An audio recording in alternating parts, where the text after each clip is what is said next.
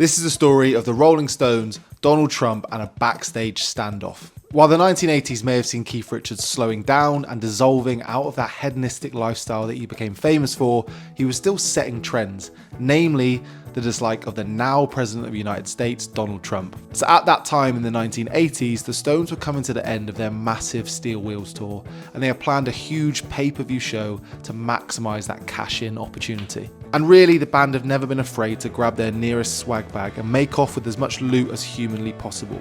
And if you give them a venue, they are likely to fill it with enough merch-buying rock lovers to make any show worthwhile. A live performance on TV was a perfect marriage for the time and saw the Stones salivating at the prospect.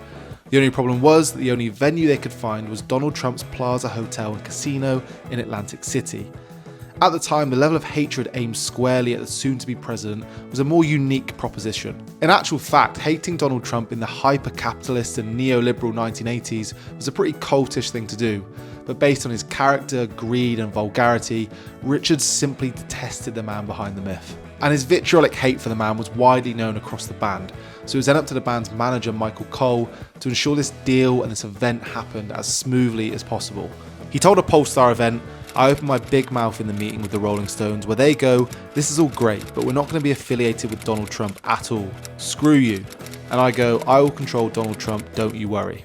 The band, confident in their manager's ability to control the situation and moreover Donald Trump, they agreed to the venue and signed the contract to have their gig at his casino. And with that flick of the pen, the biggest band in the world was set on a collision course with the monstrous ego of the soon-to-be tyrannical president, and it simply did not go well.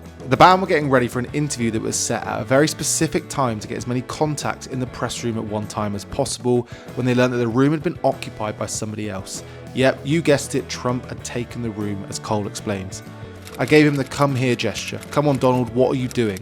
A, you promised us you wouldn't even be here, and B, you promised you would never do this. He says, but they begged me to go up, Michael, they begged me to go up. I say, stop it, this could be crazy. Do what you said you would, don't make a liar of yourself. But while this confrontation between Cole and Trump creates an imagery of a petulant and oblivious Donald Trump that's all too easy to conjure up in the modern day, the real drama would later unfold when the band found out what happened, and more specifically when Keith Richards found out what happened. Cole later said, "They call me back, at which point Keith pulls out a knife and slams it on the table and says, 'What the hell do I have you for? Do I have to go over there and fire him myself? One of us is leaving the building, either him or us.' I said, 'No, I'll go do it, don't you worry.'"